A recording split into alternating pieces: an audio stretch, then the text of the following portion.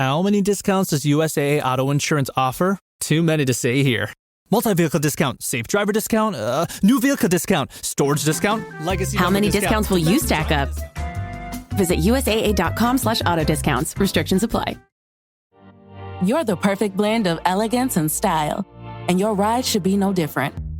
The 2024 Hyundai Sonata Hybrid meets all your needs, from business to brunch and everywhere in between. With head-turning details like a sleek front end, plus stylish interior, and an available 12.3-inch digital instrument cluster and seamless tech integration.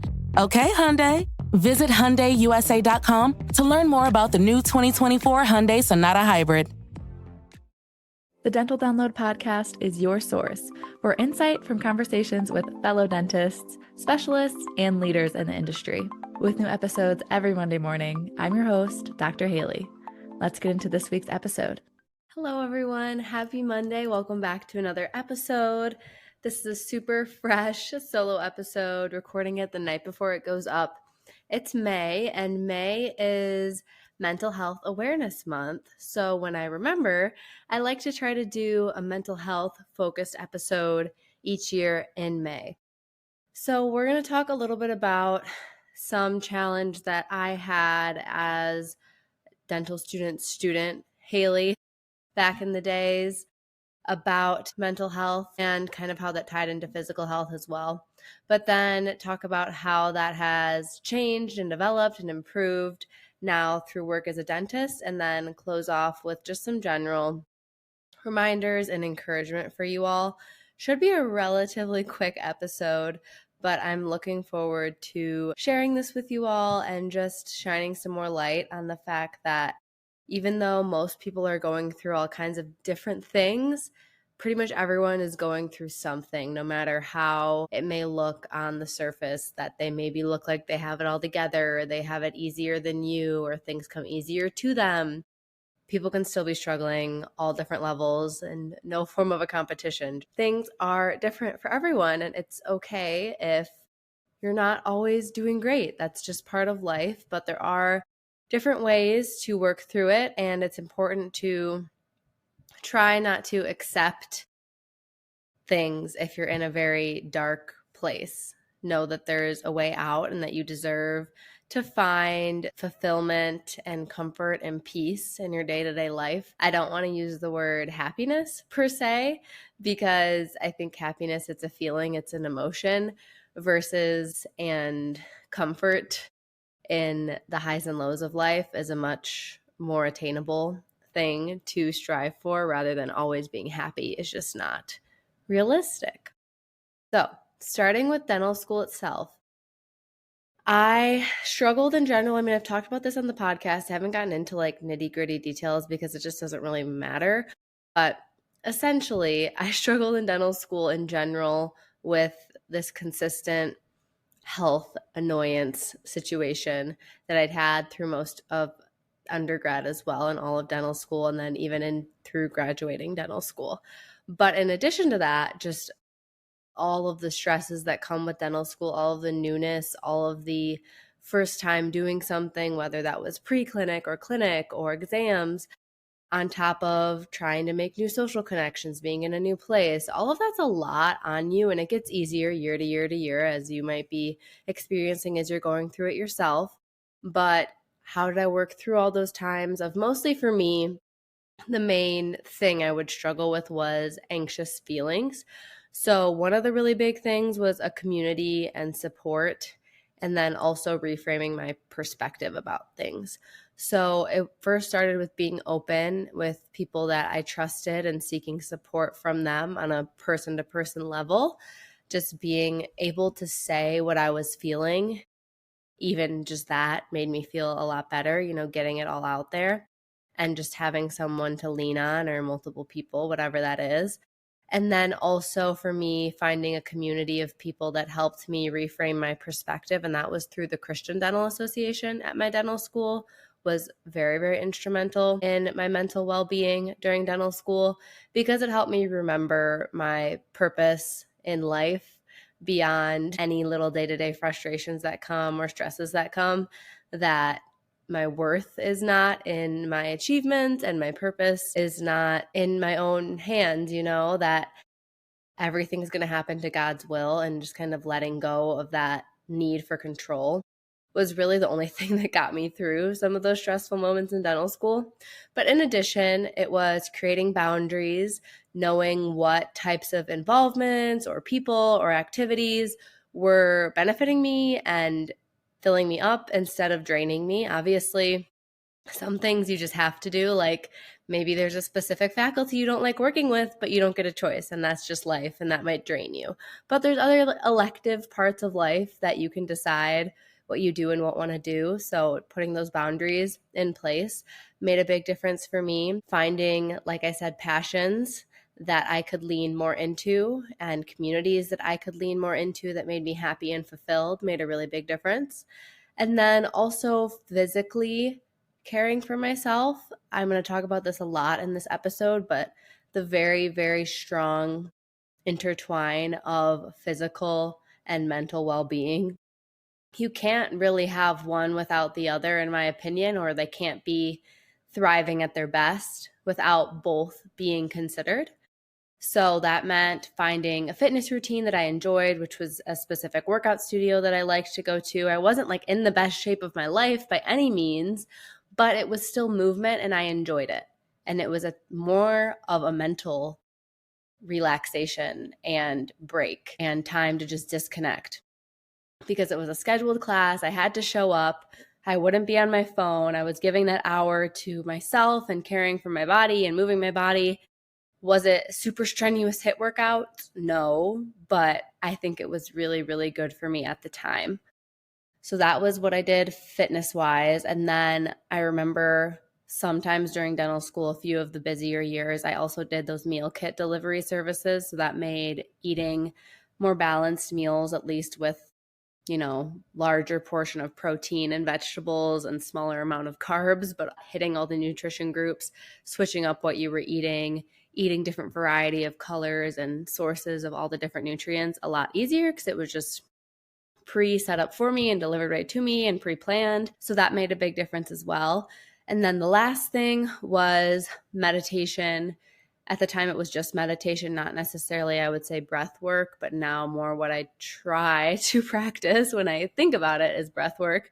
But at the time, it was meditation through Headspace app with their student version, which I think is completely free, or like $10 for the whole year, which normally it's like $100 for a year. So it's a very, very significant discount for students.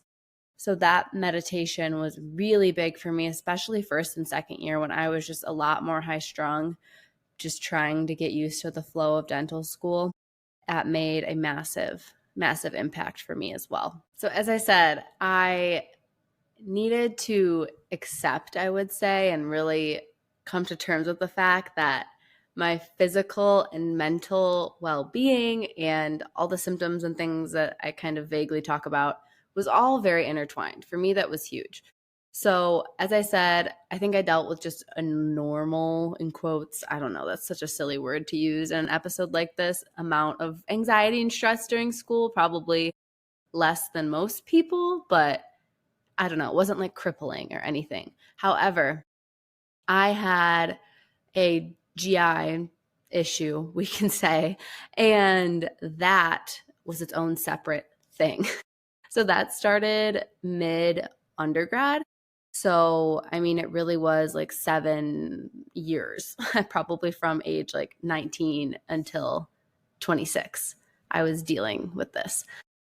So I really had these physical symptoms, deficiencies, problems, and it was such all roundabout problem because it was physically having these symptoms and then they would suck and they would make social situations very hard because it made anything involving eating very, very difficult. And so many social outings and networking things revolve around eating or drinking or alcohol.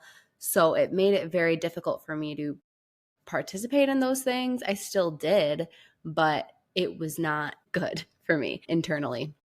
So it was such a tricky thing because I would be nervous about what I might feel symptomatically. And then just the nerves about the potential symptoms could even induce symptoms.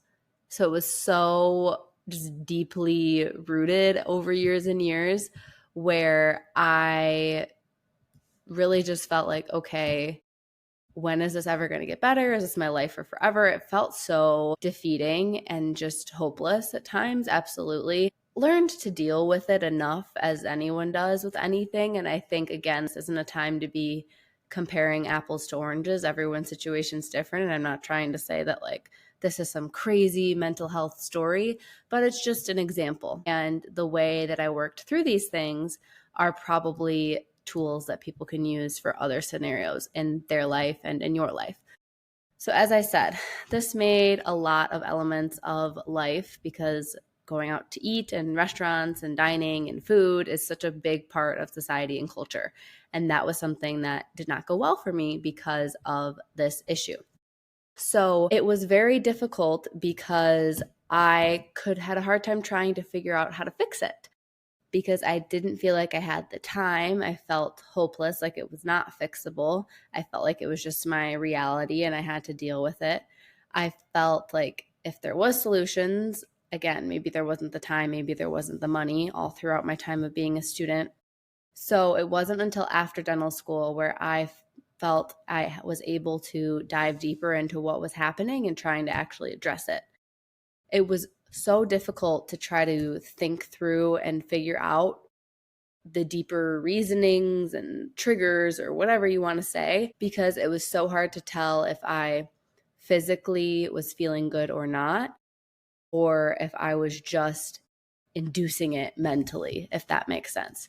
So I was able to work with some wonderful healthcare professionals, thank goodness. And I used a primary care doctor that was a little bit more osteopathic, a little bit more homeopathic than just pumping me with a bunch of meds or telling me to like eat whatever. What's that one diet called where you like exclude a bunch of things and then you can eat like only apples and like, I forget, it has a little acronym, and that's like looking for food allergies and things that irritate your digestive system. And for some people that works. But for me, that was just not the answer. And I knew that. So I had to keep pushing and searching and saying, no, like I want to do this test, or I want to look into this more, or no, I feel this way, not that way. And it takes a lot of time advocating for yourself. And again, this for your scenario, it might be a totally different symptom or mental health feeling, condition, whatever it may be, but you can take these steps and utilize them to advocate for yourself too, and look for ways to make your quality of life better. And that's what I was trying to do. I just wanted a better quality of life. I didn't want to feel burdened and worried constantly. So I was able to run a few different tests through this physician that, being out of school, because this was last summer around this time, right after graduating, like May, June time, they were actually fairly financially burdensome procedures. They weren't like now, they don't feel that expensive, but I remember at the time that they were stressful and big bills and expensive, but I knew that it would be worth it. So it turned out, thankfully, there was a path for me to be relieved from those symptoms. After a few different tests, something finally flared as, hey, this looks like this might be the problem. And the doctor was like, hey, this is what might help. And it was so nice to see that. At first, it was almost in disbelief, like, oh, well, it might not fix anything. Like, it's been so many years.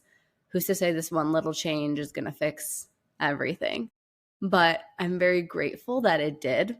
And I don't take that for granted, because I know most people's things they struggle with are not such an easy switch. But again, I don't want to discredit myself, because I went through many, many years of not easy. So it was nice that it was something relatively simple to fix with working on stress reduction, done being a student, working in a job and environment that supports me and that I enjoy, really, really, really reduces my stress. And then being able to work on a little bit cleaner eating. I'm not perfect, and definitely from last summer to now, I've gotten worse, because I'm kind of taking for granted that my physical symptoms are better, and I'm just kind of eating and doing whatever I want rather than being as clean as I was 8 months, 10 months, a year ago. So I need to get a little better about that because I want to treat my body well. But you all know how it is. Everything goes in waves. But anyways, cleaned up my diet, reduced stress. There was a supplement temporarily that they had me take to help, and then also use of a specific strain of probiotic long-term. And literally that. And I was all better in like a few weeks. It was crazy. But it took some time, as I said, to trust and believe that I was better because it'd been so many years of not and of having problems. And it's not like I never have a GI disturbance or upset stomach or nausea or anxiety that induces some of those things. Like, of course, like anyone does, but the extent and frequency and level of extent, as I said, that I was having was not, again, what I would say normal or what I wanted for my own quality of life. So now I would say that it's more normal. And I literally haven't felt that way since I was 18 or 19 years old. So it was very hard to believe it and trust it for a little bit, and just was kind of always wondering what's going to happen. Is it going to stay like this? But it has. So I hope that that provides you some hope that it's possible for things to get better for your own struggles or things that you deal with, because it is possible. And unfortunately, it took me being done with all of my schooling to be able to find those answers and eliminate enough stress to get to that point. And hopefully for you, you can find those answers sooner if you are still a student. But at the very least, know that there's light at the end of the tunnel, and it's a lot easier to do when you have the time and resources and less stress when you're not a student. Let me just keep emphasizing that. It's so much better. Hey, it's Bill Simmons from the Bill Simmons Podcast. The NBA playoffs are here, and Michelob Ultra is getting you closer to the game than ever with courtside seats and more. Enter now at MichelobUltra.com/courtside. Michelob Ultra Superior Access Courtside 2024 to 2025 sweepstakes. No purchase necessary. Open to U.S. residents 21 or older. Ends on July 1st, 2025. Multiple entry periods. Visit MichelobUltra.com/superior access/courtside for free entry deadlines and official rules. Message and data rates may apply. Void where prohibited. Hilton brings you new ways to stay, with experiences that let you capture the glory days. Introducing the Graduate Hotels. Each inspired by local college towns, these stays are always original and never boring. Get in touch with traditions all across the country and enjoy a stay that's a class above the rest. Book at Graduate Hotels with Hilton Honors Points at Hilton.com. It's a win-win. Hilton, for the stay. So it's not surprising that I feel so much better without all of the rigors of academics from the years of undergrad, with all the pressure of trying to get into dental school in the first place, and then all of the things I've already talked about that can be very stressful during dental school. There was also the pandemic. I also, a while ago, went through a very bad breakup, and all of that just takes such a mental toll that made all those physical symptoms so much worse. And I think I was just running my body into the ground at certain points. So it took a lot of time to come back from, but I'm so grateful to be on the other side of it. So even though my specific story is my story and it's very niche and maybe it has nothing to do with things that you struggle with personally, but I want to share some general things that you can do and try and practice that will hopefully apply to whatever your scenario is. So one thing you noticed from my story was advocate for yourself. Keep searching for answers, because there is a way out. There is a way to get better. There is a way to get closer to that quality of life and quality of self that you want. You'll need to try different avenues of maybe mental health professionals, different types of doctors, if you have the means to do so. And during school, there will be resources for those available, most likely at a very, very reduced cost, or through like your university clinics and things that should make it a little bit more accessible. I know it's hard. Again, I wasn't able to really fully get the answers I wanted until I was an independently working person outside of dental school. So I do, feel for you, but hopefully you're able to find those options.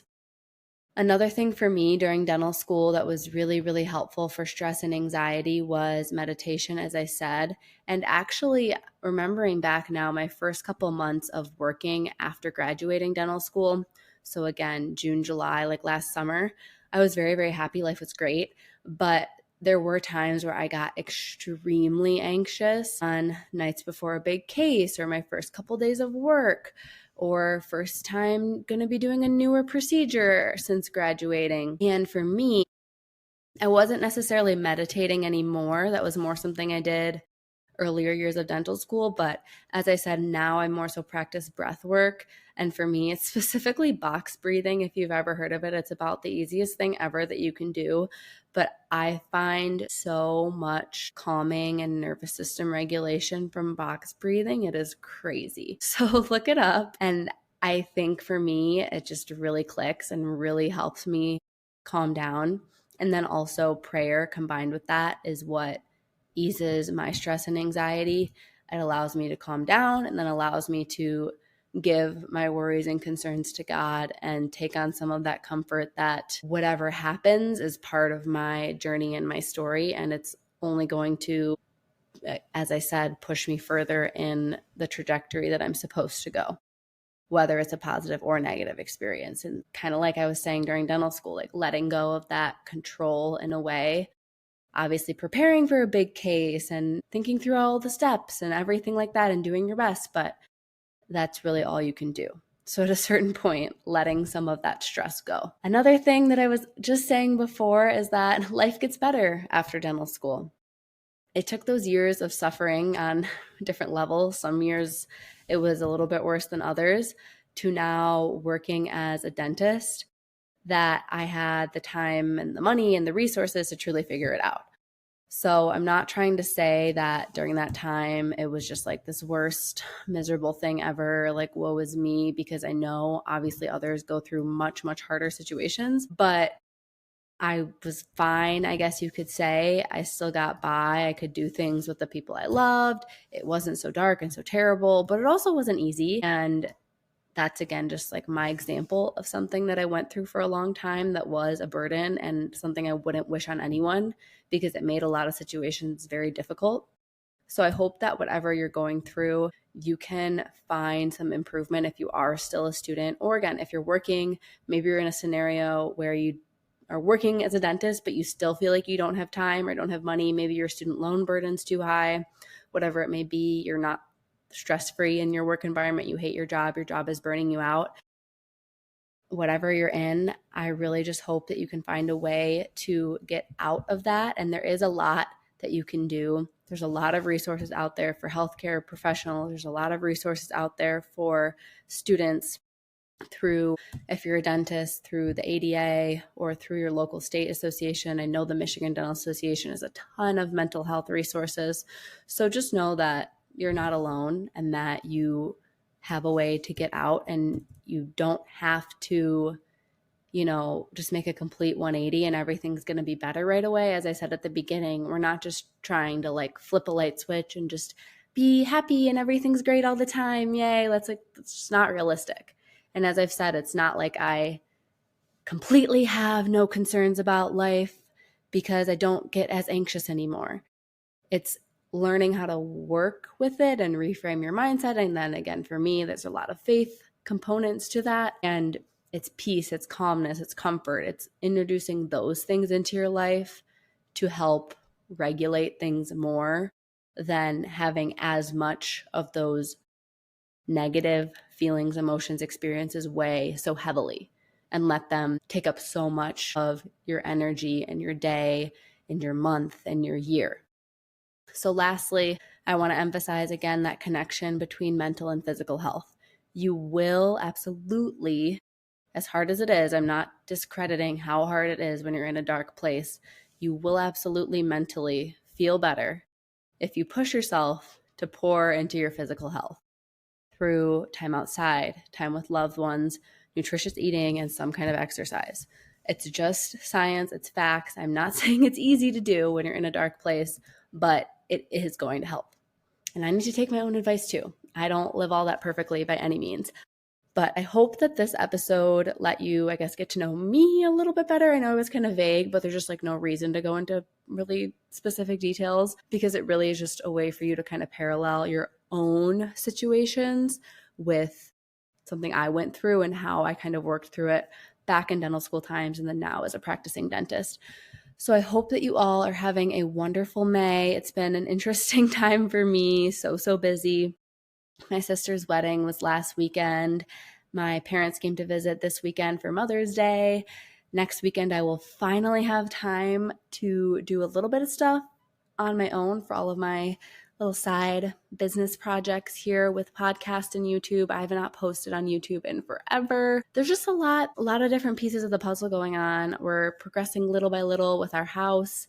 We're getting ready now more for my wedding. So my bridal shower, my wedding invites going out. So just lots of things, always busy, always new things going on. I wouldn't say I'm stressed, but it's just a lot. And also a little update for what I talked about couple solo episodes ago, or the last solo episode, just about lacking kind of gratitude and feeling stuck and feeling impatient. Most of that is even more resolved.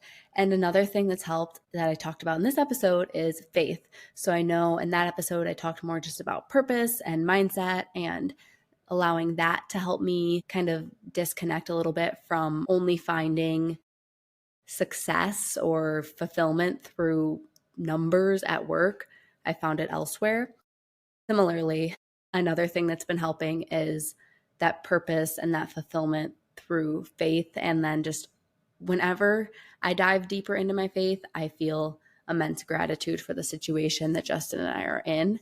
And it just really, really reframes things about those extra few numbers going on with production or collections or blah, blah, blah. That's just not what life is all about. So I'm very much moved past that little, I don't know what you want to call it, negative spurt for a few weeks that I was in. And I think there's many reasons that I kind of got in that little spurt, but I think self-awareness is huge. And I think that's another thing that just ties in with this whole topic of mental well-being is checking in with yourself, knowing what you want in life, knowing how you want to be when you interact with other people. If you've been really grumpy and negative and stubborn and just unpleasant to be around, why? And what are you going to do to fix it? Because that just brings everyone else down around you. So I think we're responsible for managing ourselves and our own mental well-being and how we act and behave in society. So I think it's really important to take care of ourselves and know if something's wrong and work through figuring out why and what to do about it. That way we can continue to contribute positively to those around us. So I guess that's my closing thought with everything and a little bit of an update. So I hope you all have a wonderful rest of the month, and we have some exciting guests coming up. I've been doing a lot of podcast recording with some very fun female dentists, and I'm excited to share all those with you in the coming weeks. Thank you all again for listening, and I will talk to you next Monday.